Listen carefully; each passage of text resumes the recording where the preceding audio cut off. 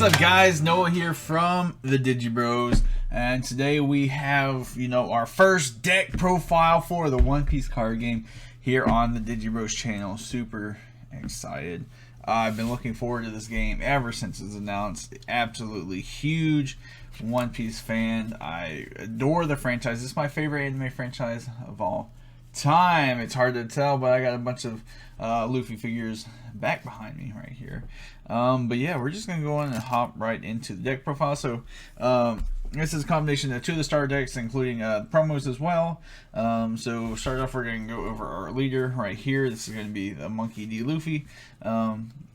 He is really strong. A lot of people are sleeping on Red. I was able to win my first Super Pre-Release tournament playing Red.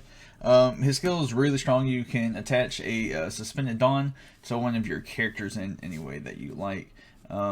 It's not, as strong as, Green being able to unsuspend, but just being able to pay for stuff and then buff up your guys, especially the Sanji that gains rush if he's got Dawn X2. A combination of him and the Nami are just super duper strong. So we got our Luffy. So going into the deck, up first we do have 4 copies of our 1-drop blocker. That is going to be Tony Chopper, 1-drop 1K blocker, super duper strong. This game is just learning when to block, learning when to counter, stuff like that. It's just so much different than Digimon. I really do like that about that. It's just the nuances of like when you should do stuff and at one point. But every deck that has the 1K 1-drop blocker, they're playing it like these cards are just super duper good. And so one of the other best cards in this deck is going to be the Nami right here. She's 1-drop, and she has the same effect as our leader Luffy, where she lets you put a Rusted Dawn onto one of your characters. Like I mentioned earlier, it's really strong with the Sanji, which we will be getting into a bit. But Nami, if I don't open her or Sanji, I like to mulligan just because these cards are so strong. And just having a support character on the field, just being able to get that every single turn, really crucial. So wrapping up our last 1-drop, I am playing 4 of the Karu. That is going to be the 1-drop 3K vanilla. A lot of the vanillas I don't particularly like, which we're working with a very limited card pool right now. We just only got the promos and the first 2 star decks. But Karu I actually think is pretty solid in this list because you can utilize, once again, both the Nami and the leader Luffy to put your Suspended Dawns on them, and so that way you're able to beef up your Karu using suspended ones opposed to your active ones. And I feel like the 1-drop 1 or 3K vanillas are the best within Red, just because you can beef them up. The other decks I don't really like them too much, and he does got that 1K power, and that's something I mentioned about Nami. She's got the 1K power as well. Blocker Chopper. He does not have any counter power though. So moving on, we got one of the best cards in the deck easily, Sanji.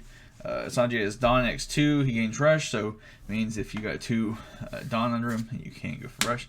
So really, if you can start with the Nami, your first turn drop Nami, second turn drop the Sanji. Use both Nami skill and Luffy skill to put 2 in room, so you'll be able to swing a Rush for 6K at the leader or any of your opponent's characters.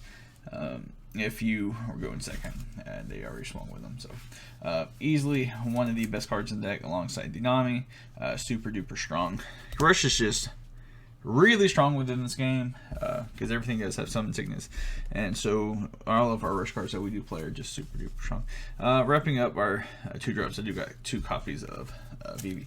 So the 2-drop 4Ks I think are pretty solid, and I think it's like the best vanilla that you can play is the 2-drop 4K. Like I said, being able to use the Nami and the Luffy to be able to buff up your things, especially with vanilla, since they got a pretty high attack already. Just really strong. So I do got 2 copies of the Vivi. I do not like this card. I do not like this card at all. Usopp, sorry, friendo. You're just not that good. But I am playing 4 copies of it just because he's got the trigger to play this card. Just for your opponent being able to swing, and he can just play himself out for free. That is the only reason I play this card. His effect is Don X2 when attacking. Your opponent can use blockers with 5,000 or more. That's cool. Doesn't really come up because most of the time the blockers are going to be the really weak ones, either the 1K or the 2K ones. Green does got the really big blocker, but like, you know. So really, you would have to put 3 Dawn on him just to hit 5K to match a leader, just so they can't use a blocker. But then they can just counter from hand. It's just, I'm not the biggest fan of, you know, the Usopp. But like I said, he does got the play out of the life trigger. That's the only reason I play him. Like I said, only reason I play the card. And so up next we got 4 copies of the Brooks. Brooks is our super combo. He's our 2K counter. You gotta play 4 of them. His on play skill is actually really solid. It's like the Nami, where he's on play, you put 2 of your Rostodons under one of them. So if you need to do that in a pinch to be able to buff something up, that's fine, but usually you just want to hold this in hand because he is that 2K red counter. So, and I believe that wraps up all of our 2s. So moving on to the 3s, I don't know, I think I might swap back to the vanillas, because right now I'm playing 3 copies of Jinbei and 4 copies of Zoro. I think I might cut these down to like 2 and 2 honestly, and squeeze it back into vanillas. It's the Robin vanilla. It's just, Zoro's okay. Jinbei I don't think is very good. And the problem is neither one of these have counter power from your hand. And so that's why I was thinking about swapping them back over to the Robin, because she does have that counter power. Or just some combination of them. Jinbei being able to give 1 plus 1,000 for the turn solid. And then Zoro just having the Donix when he gains 1,000. So he will be 6K during your opponent's turn. It's cute. I'm not sure how good it is. I mean, he'll be 7K during your turn swinging, which is really strong. Just being able to put 1 Dawn on a 3-drop, make him 7K, is pretty good. But it's just they don't have the counter power, and I don't know. They just, I might try to squeeze in some more of the Robins, like I mentioned earlier. Zoro looks cool. I'll give him that. He's one of the super rares, and he looks cool. Jinbei, I just don't think Jinbei's that good. So, moving on to the actual best card in the deck, we got 4 copies of the super rare Luffy. Luffy, really strong. He's got Rush, 5-drop, 6A. Then Don X2, your opponent can't use blocker when he attacks. I was able to go for game with this during the super pre-release tournament. Super really strong, really strong. But yeah, Luffy just being able to swing Rush, and Don X2 can't use blocker. Really strong. And to wrap up our characters, I'm also playing 4 copies of the promo Luffy. This is Don X2 who gains Rush, so it's like a bigger Sanji. But it's basically it's a big Sanji, so he'll be a 9K swing and rush, and just being able once again to use the leader Luffy skill and the Nami to help accelerate the suspended ones onto him, so that way he will have rush. Really strong. Just being able, especially drop a big one like this, to rush to attempt to go for game, because like I said, he will be 9K, so your opponent has to use a lot of resources on hand to try to counter against it. Really strong. I do prefer the other Rush Luffy, just because he does have the unblockable skill. But this one is still really strong as well. I do like this card. So that's going to wrap up our characters. Moving on, I'm not playing any stages. I don't think this Thousand Sunny is a good card at all. I think it just does absolutely nothing. I'm just being honest with you. So I'm just playing event cards. Play 4 copies of Guard Point. Guard Points are 1-drop counter.